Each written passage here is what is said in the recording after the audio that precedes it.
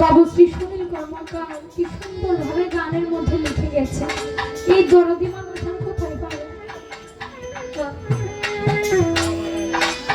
সখী আর কত পরিবে সখী, আর কি কিছু পড়ার বাকি আছে যার ভিতর সহ পড়ে গেছে। আমরা রাবি অবশ্যই নাম শুনি নাই, অনেকে শুনেছি। রাবি অবশ্যই আমার মাওলা প্রেমে মাওলারই বাবাকে এতটাই মগ্ন ছিল, এতটাই ভালোবাসতো তাকে। তার এই ভালোবাসা দেখে, তার মুর্শিদকে ভালোবাসা দেখে আমার দয়াল নবী যে একদিন স্বপ্ন যুগে তাকে দেখা দেয়, এসে বলে যে রাবিয়া, ডাক দিলেন। তখন রাবি অবশ্যই স্বপ্ন যুগে দয়াল নবীজিকে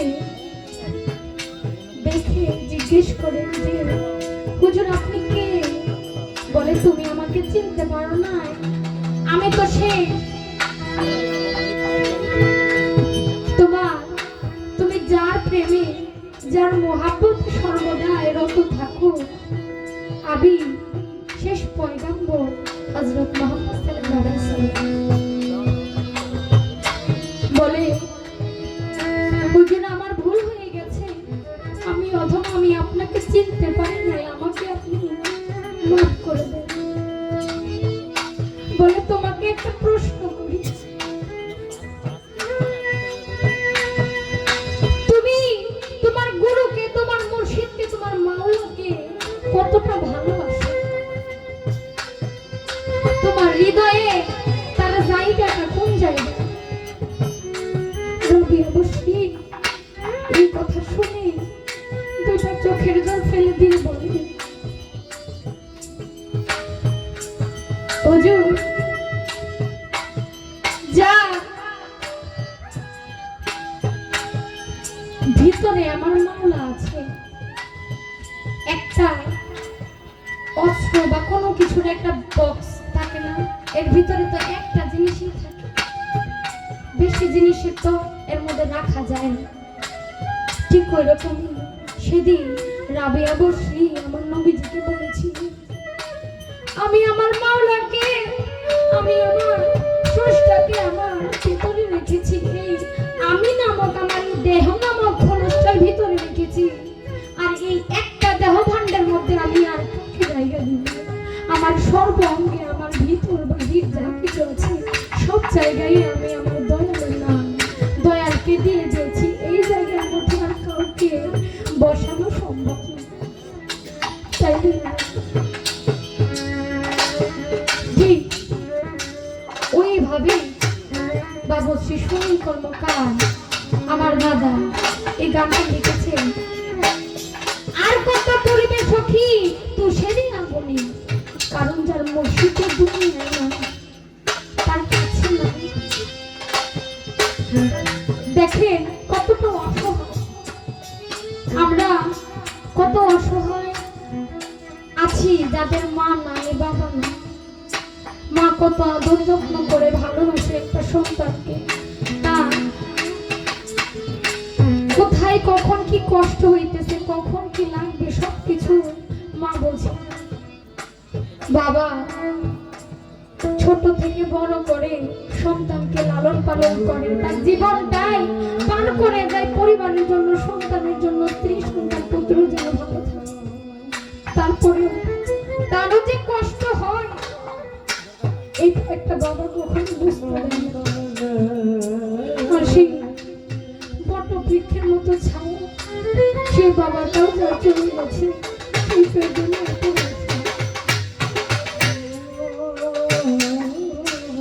যত আফসোসই করি না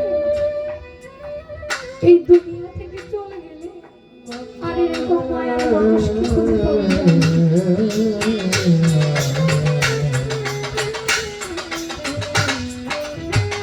দাদার কণ্ঠে গান শুনলে হৃদয়টা এমনি শীতল হয়ে যায়। এমন একটা ব্যক্তি নাই যে বলতে পারবে যে উনার গান আমাকে দেখলে শান্তি লাগে না। এই গানে সে সন্তান বলেছেন, আর কত করে দেব ভূত সেরি অনলে, শুনে লেগে পুরা দেহ তোরা করিস না শোষণ। ওনার শেষ ইচ্ছা যা ছিল ওইভাবে দাদাকে সমাধি করা হয়েছে। এই সমাধিতে গেলে শুধু দাদা বলে ডাকতে পারবো, কিন্তু রিপিটার কোনো উত্তর পাবে না। ও দরদি আর কত রিবে সখী তুষেরি